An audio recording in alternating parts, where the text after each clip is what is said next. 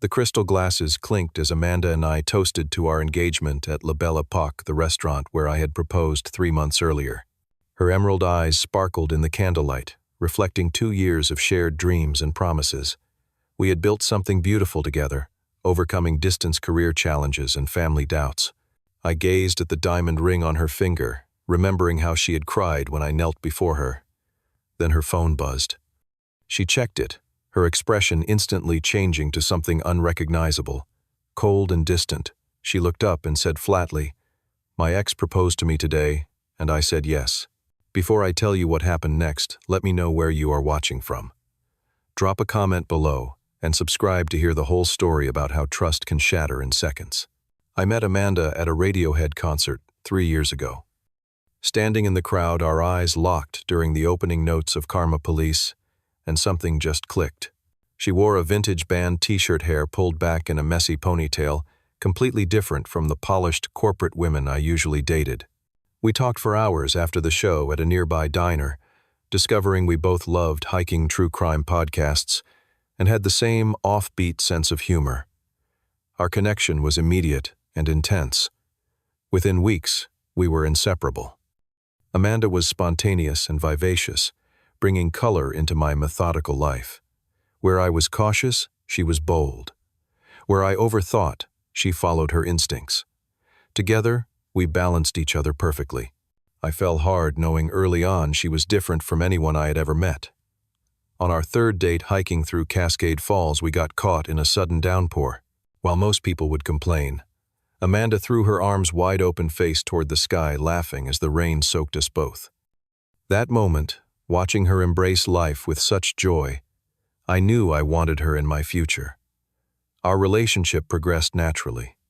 6 months and Amanda moved into my apartment. We adopted a rescue dog named Baxter, a scrappy terrier mix who quickly became our furry child. We established routines and traditions: Sunday morning pancakes, summer camping trips, holiday movie marathons. I started working extra shifts at the architectural firm, saving for the down payment on our dream home. Amanda supported my long hours, bringing dinner to the office on late nights, massaging my shoulders when I hunched over blueprints. The day I closed on our house was one of the proudest moments of my life. A charming 2-story craftsman with a wraparound porch in a quiet neighborhood.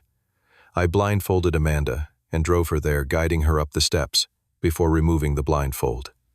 Her scream of delight, the way she ran from room to room like an excited child, confirmed I had made the right choice.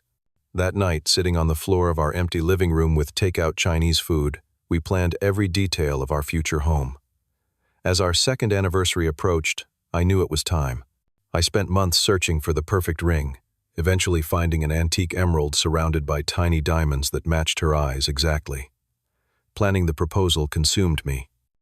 I arranged to rent out the rooftop garden, where we had our first real date, hired a string quartet to play our song, and convinced her best friend Julia to help with the setup.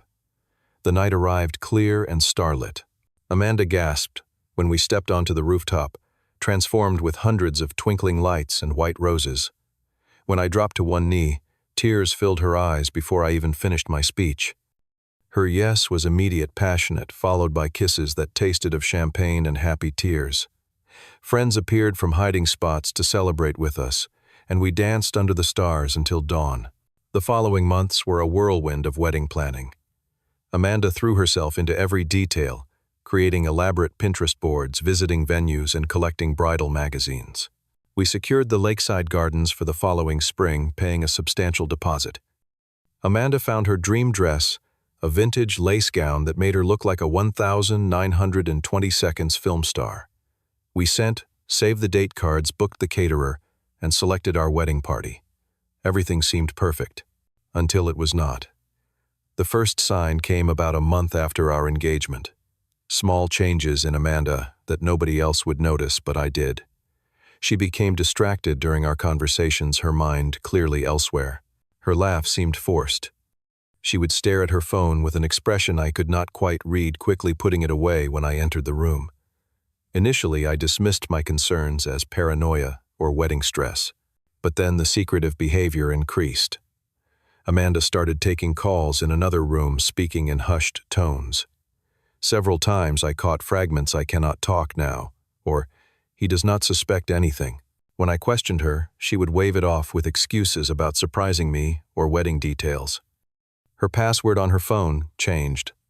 For 2 years, we had known each other's passwords, not from insecurity, but practicality. Suddenly, she guarded her phone like it contained state secrets. When I asked about it casually over breakfast, she became defensive, accusing me of not trusting her. The argument ended with her storming out something that had never happened before. Then came the unexplained absences. Amanda, who had always been punctual, started coming home late from work. Dinner would go cold as I waited, receiving texts about last-minute meetings or drinks with coworkers. When she arrived, her excuses seemed rehearsed, eyes not quite meeting mine as she spoke. The scent of unfamiliar cologne sometimes lingered on her clothes. One Tuesday, flowers arrived at our house. Expensive red roses with no card. When I asked, Amanda claimed they were from a grateful client, but her blush told a different story. That weekend, while Amanda showered, a text notification lit up her phone on the coffee table. I am not proud that I looked, but the preview was visible without unlocking. "Miss you already. Cannot wait until next time." I confronted her immediately. She dismissed it as a message from her sister about a recent visit, but her hands trembled as she snatched the phone away. That night, lying beside her in bed, I felt miles apart from the woman I planned to marry. Despite mounting evidence, I wanted to believe in us. We had built a life together, made promises, created memories. I told myself relationships have phases, that pre-wedding anxiety affects people differently. Instead of pressing for answers, I tried harder to reconnect. I planned date nights, surprised her, with small gifts, suggested weekend getaways. Amanda would seem momentarily engaged before retreating back into her distant state. For our engagement anniversary, I made reservations at Belle Epoque, hoping the romantic setting might help bridge whatever gap had formed between us. I spent the day nervous but hopeful, stopping to buy her favorite white chocolate truffles on the way home. Amanda seemed distracted as we dressed for dinner, checking her phone repeatedly. At the restaurant, she was physically present but mentally elsewhere, barely touching her favorite mushroom risotto. Midway through the main course, her phone buzzed again. She read the message, and something changed in her expression. A hardness I had never seen before settled over her features. "I need to tell you something," she said, voice flat and emotionless. "Jake is back in town." Jake. Her college boyfriend, the one she had dated for 3 years before me. The relationship had ended badly when he moved across the country for work, without discussing it with her first. She rarely spoke of him, and when she did, it was with lingering resentment. "We have been talking again," she continued, eyes now focused intently on her wine glass, "for about 2 months now." My stomach tightened as all the secretive behavior suddenly made terrible sense. Before I could respond, Amanda excused herself to the restroom. Through the dining room window, I watched her step outside, instead meeting a tall, dark-haired man in the parking lot. They spoke intensely for several minutes before she returned, a strange calm replacing her earlier tension. When she sat down, her engagement ring was gone from her finger. "My ex proposed to me today, and I said yes," she announced, voice cold with an undercurrent of challenge. "I never stopped loving Jake. What we had was nice, Carmine, but it was always temporary for me. Jake is my soulmate." The restaurant noise faded to a distant buzz. I stared at her, this stranger, wearing the face of the woman I loved, unable to process her words. "You cannot be serious," I finally managed. "Jake and I reconnected when he moved back 2 months ago," she continued, almost businesslike. "He realized he made a mistake leaving me. He has a corner office at Meridian Partners now, a company car, and just bought a penthouse downtown." Each word was a physical blow. Not just the betrayal, but the materialistic reasoning behind it. This was not the Amanda I knew, who had once mocked status symbols and corporate ladder climbers. "Jake is going somewhere," she added with a pointed look. "He has ambition, connections. We want the same things in life." "And what about our wedding?" "Our house." The last 3 years, my voice sounded strange to my own ears. Amanda shrugged, an indifferent gesture that ignited something beyond pain in my chest. "You will find someone more your speed, Carmine. Someone content with your level. I need more." In that moment, shock gave way to a cold, clear anger. Without a word, I signaled the waiter paid the bill and stood up. Amanda followed me to the car, still talking. explaining how she and Jake were going to travel to Europe, how his family had connections, how much more exciting her life would be now. The drive home was silent, Amanda tapping on her phone the entire time, probably texting Jake. My mind raced through options, processing the complete dismantling of my life and future in the span of one dinner. By the time we reached our house, I had made my decision. The moment we entered our home, I turned to face Amanda. "You need to leave. Tonight." She laughed, genuinely laughed, as if I had told a mildly amusing joke. "Do not be dramatic, Carmine. I will need a few weeks to pack and find a place." "No," I said, my voice steadier than I felt. "You made your choice. You do not get to live in the house I bought while planning your future with someone else." Her amusement faded, replaced by indignation. "Half my things are here. Where am I supposed to go?" "To Jake," I replied. "To your soulmate, with the corner office and the penthouse. Take what you need for tonight. The rest we can arrange later. You cannot be serious." Her voice rose, eyes widening with genuine surprise. For the first time that evening, her composed facade cracked. "You cannot just throw me out. Watch me." I went to our bedroom closet and pulled out her largest suitcase, tossing it onto the bed. I began grabbing handfuls of her clothes, stuffing them haphazardly into the case. Her designer dresses, the expensive shoes I had gifted, her jewelry boxes all piled in without care. "Stop it. You are wrinkling everything." She tried to intervene, but I continued methodically emptying her side of the closet. "Call Jake," I suggested flatly. "Tell him to come get you and your things." He cannot tonight." She stammered, suddenly less confident. "He has an important meeting early tomorrow." "Too busy to help his fiancée?" I asked, eyebrow raised. "Interesting start to your new life." Amanda's expression shifted from outrage to calculation. She approached me, voice softening to the tone she used when wanting something. "Carmine, be reasonable. I can stay in the guest room until I find a place. We can be adults about this." I zipped the overstuffed suitcase with finality. "The time for negotiation was before you accepted another man's proposal while wearing mine."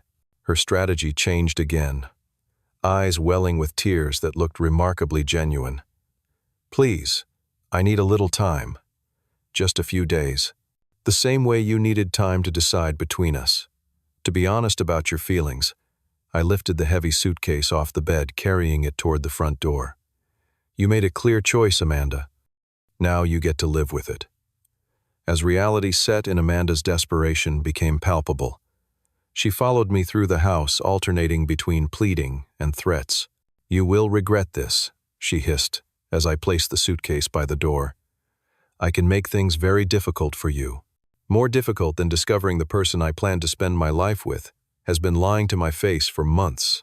I pulled out my phone. "Should I call you an Uber, or will Jake be providing your transportation too?" Her face contorted with anger. "You are being cruel." "No, Amanda.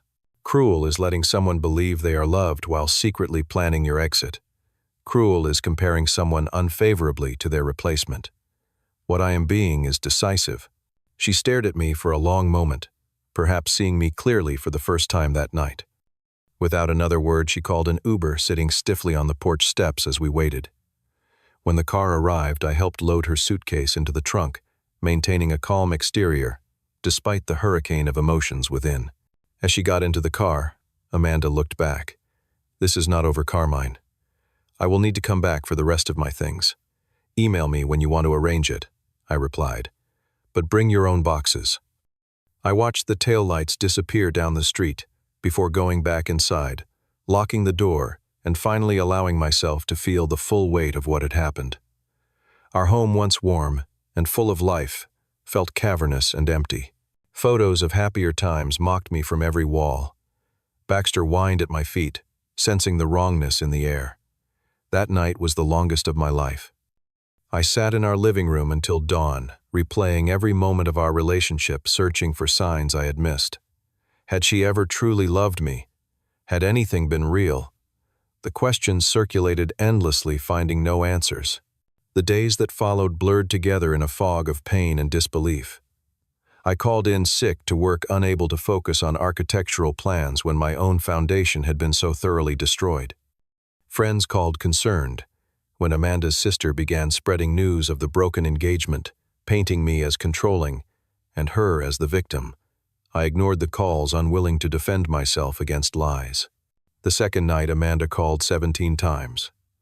I let each go to voicemail, listening to messages that ranged from tearful apologies to vicious accusations.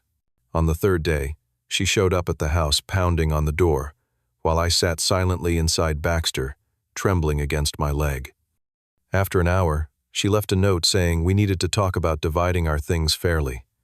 By the fourth day, I forced myself back to work, burying my pain in blueprints and client meetings. My colleagues noticed my hollow eyes and distracted manner, but respectfully maintained distance. I worked late, dreading returning to the emptiness of home, sometimes sleeping on the office couch rather than facing our bed. Weekends were the hardest. The silence in the house pressed in from all sides, broken only by Baxter's occasional whimpers. I boxed up Amanda's remaining belongings methodically, a physical representation of excising her from my life. Photos went into storage, gifts were donated, shared purchases divided or discarded. I changed the locks, reset all passwords, and redirected her mail to her parents' address. Friends eventually broke through my isolation. Mark and Daniel arrived unannounced one Saturday, with beer and pizza, refusing to leave until I had eaten something and talked. Their uncomplicated support helped more than they knew, offering distraction without pressure for details I was not ready to share. As weeks turned to months, Amanda's attempts at contact became less frequent. Through mutual friends, I learned she had moved in with Jake temporarily, but things were complicated. I felt no satisfaction in this news, only a dull ache where sharper pain had been. I redecorated the house, painting over the colors Amanda had chosen, rearranging furniture to eliminate the empty spaces she had left. I adopted a second dog, a gentle older retriever named Cooper, who needed a home. Slowly, carefully, I began reconstructing a life without her at its center. 3 months after that fateful dinner, I had established a new normal, not healed but functioning. The engagement ring remained in my desk drawer, a reminder of lessons learned at tremendous cost. I declined friends' attempts to set me up, not ready to risk trust again so soon. Instead, I focused on work, earning a promotion that once would have been cause for celebration with Amanda. Now it was simply another step forward alone. I was beginning to believe the worst was behind me. Then came the rainy Tuesday night, when my doorbell rang at 11:30. Standing on my porch, soaked from the downpour, was Amanda. 3 months had changed her. Gone was the polished, confident woman who had coldly announced her new engagement. This Amanda was thin to the point of gauntness, hair-lank eyes hollow and red-rimmed. She clutched her coat around herself, shivering in the rain. "Carmine," she whispered, voice barely audible above the storm. "Can I please come in?" Every instinct warned against it, but the sight of her so broken overrode my better judgment. I stepped aside, allowing her to enter the home she had once shared. Water pooled around her feet on the hardwood floor I had recently refinished. She noticed the changes immediately, eyes darting to new paint colors, rearranged furniture. Cooper watching curiously from his bed. "You got another dog," she noted, voice small. "Cooper," I confirmed, offering nothing more. "Why are you here, Amanda?" She hugged herself tighter, dripping and forlorn in my entryway. "Jake was engaged the entire time," she said, words tumbling out between suppressed sobs. "He never broke up with Natalie. They are getting married next month." Despite everything, a wave of unexpected compassion washed over me. I guided her to the kitchen, grabbing a towel for her hair and starting the electric kettle. As water heated, Amanda revealed the full story, her voice breaking repeatedly. Jake had pursued her relentlessly after running into her at a coffee shop, claiming he had never stopped loving her. His apparent success, confidence, and persistence wore down her resistance. He painted elaborate pictures of their potential life together, promising everything she thought she wanted. What he never mentioned was Natalie, his fiancée of 2 years. I found out last week, Amanda continued, hands wrapped around the mug of tea I had provided. I stopped by his office to surprise him with lunch. His assistant looked confused, said he was out with his fiancée. I thought she meant me, but then she mentioned the wedding next month. Tears streaked fresh paths down her cheeks. I confronted him that night. He laughed, Carmine. Actually laughed. Said he never intended to marry me, just wanted to prove he could still have me whenever he wanted. Said it was a game between him and his friends, seeing if he could get me to leave you. The cruelty of it struck me silent. Whatever Amanda had done, this calculated humiliation seemed disproportionate punishment. I have lost everything, she whispered. My apartment lease was up, so I had given notice planning to move in with Jake. I have been staying at a motel this past week. I lost the promotion I was in line for because I cannot focus. My friends are disgusted with me. My family is disappointed. She looked up, eyes desperate. I know I have no right to ask anything of you, but I do not know where else to go. A complex mix of emotions battled within me. Compassion for her obvious suffering, lingering anger at her betrayal, a perverse satisfaction that karma had dealt its hand, and beneath it, all the unwelcome realization that despite everything I was not indifferent to her. What exactly are you asking for? I finally said, keeping my voice neutral. Just a few days to figure things out. I can sleep on the couch. I will stay out of your way. I just need somewhere safe while I find a new apartment and put my life back together. Her voice dropped to a whisper.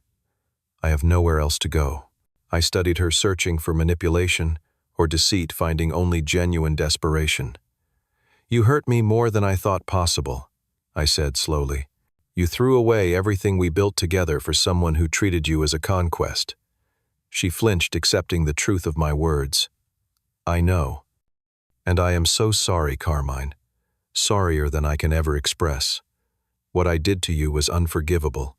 Something in her complete acknowledgement of wrongdoing without excuses or justifications shifted something in me. Not forgiveness, not yet, but perhaps the beginning of a path toward it. You can stay, I said finally, in the guest room. For 2 weeks. That should be enough time to find somewhere permanent. Relief flooded her face, followed immediately by cautious gratitude. Thank you. I promise I will not make things difficult. You will barely know I am here. As I showed her to the guest room, now stripped of all traces of her previous decorating touches, a plan began forming in my mind. Not vindictive exactly, but educational. Amanda needed to understand the depth of what she had thrown away, the consequences of treating loyalty and love as disposable commodities. There will be conditions, I said, pausing at the guest room door. We can discuss them tomorrow. For now, get some sleep. That night, lying awake in my bedroom, I considered what I wanted from this unexpected situation. Not reconciliation. Certainly not yet, possibly not ever. But perhaps something valuable could emerge from the wreckage of our relationship. A lesson for both of us about what matters, what lasts, what deserves protection. By morning, I had formulated my approach. When Amanda appeared in the kitchen, hesitantly accepting the coffee I offered, I laid out my terms clearly. You can stay for 2 weeks with these conditions. First, you need to publicly correct the lies your sister spread about why we broke up.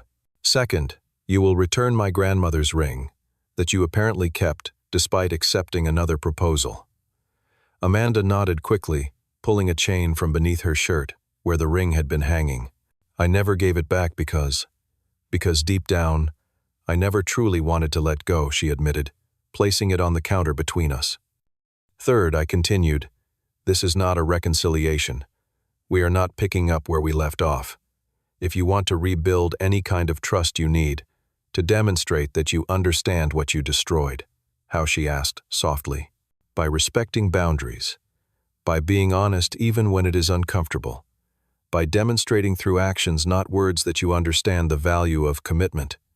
I looked her directly in the eyes. I am not promising anything beyond these 2 weeks. This is your chance to show that you have learned something from all this. For the first time since she appeared at my door, I saw a flash of the old Amanda determination, kindling behind the sorrow in her eyes. I understand, she said, and I will prove it to you, even if it takes the rest of my life. The following days established an awkward new normal. Amanda kept to herself, leaving early for job interviews and apartment viewings, returning to quietly make dinner as her contribution to the household. She asked permission before using anything in the house that had once been as much hers as mine, treating the space with a respect she had never shown before. True to her word, she posted a public apology on social media, acknowledging her betrayal and clearing my name. She reached out to mutual friends who had taken sides, admitting her wrongdoing. She asked for nothing, accepted criticism without defense, and gradually began rebuilding the bridges she had burned. I watched her transformation with guarded interest. The materialistic woman, who had been dazzled by Jake's status symbols, was gone, replaced by someone who seemed to genuinely value simplicity and honesty. She found joy in small moments, playing with the dogs in the backyard, preparing meals from scratch, appreciating sunsets from the porch steps. Halfway through her designated stay, I began to see glimpses of the woman I had originally fallen in love with before ambition and external validation became her focus. Her laugh returned, not the practiced social titter of later days, but the genuine, slightly dorky giggle that had first charmed me. Her conversations became deeper, more reflective, less concerned with appearances. One evening, returning from work earlier than expected, I overheard Amanda on the phone in her room door, slightly ajar. She was talking to her best friend Julia, unaware of my presence. "No, Jules, even if he never forgives me, I will still be grateful for this chance," she was saying, voice thick with emotion. "Living here these days has shown me how far I had drifted from the person I want to be. I got caught up in such superficial things, comparing Carmine to other men based on status rather than character." She paused, listening. "Of course, I still love him, more now than ever, seeing how he has handled all this with such dignity. But that is not why I am here. I am here to make amends, to learn how to be worthy of someone's trust again, whether it is his or someday someone else's." Her words settled over me, unexpectedly moving. That night I found myself reconsidering the strict boundaries I had established. Not erasing them, but perhaps softening their edges. The next morning I invited Amanda to join me for a walk with the dogs, the first shared activity I had initiated since her return. As days passed, our interactions became less strained. Conversations extended beyond practicalities to tentative sharing of daily experiences. I found myself genuinely interested in her job search, offering suggestions for apartment hunting. She listened intently to my work stories, asking thoughtful questions rather than the polite but distracted responses of our later days together. The evening before her scheduled departure, we sat on the porch swing watching fireflies blink in the gathering dusk. Amanda had signed a lease on a small apartment, secured a promising position at a marketing firm, and packed her few belongings in preparation for moving the next day. "Thank you," she said quietly, breaking our comfortable silence. "Not just for the roof over my head these 2 weeks, but for showing me what true integrity looks like. You had every right to turn me away that night, to take satisfaction in my downfall after what I did to you." I considered her words carefully before responding. "There was a time I wanted you to hurt the way I hurt," I admitted. "When you showed up that night, part of me saw an opportunity for that. But watching you rebuild yourself from scratch these past weeks has taught me something too." "What is that?" she asked. "That people can change when they truly confront their mistakes. That sometimes what looks like an ending can become a different kind of beginning." Amanda turned to face me fully. "What are you saying, Carmine?" "I am saying that tomorrow does not have to be goodbye. It can be the start of something new, not picking up where we left off, but building something different, something with a stronger foundation." Hope flickered in her eyes, carefully restrained. "I would like that, very much, but only if you are certain." "Not certain," I clarified. "Just willing to find out, slowly, one day at a time." The smile that spread across her face was worth the risk in those words. Not the practiced, perfect smile she had cultivated for social media photos, but the slightly crooked, entirely genuine smile of the woman I had first fallen for at that concert years ago. 6 months have passed since that conversation on the porch swing. Amanda did move into her apartment as planned, and we began a careful, deliberate process of rebuilding not what we had lost, but something new entirely.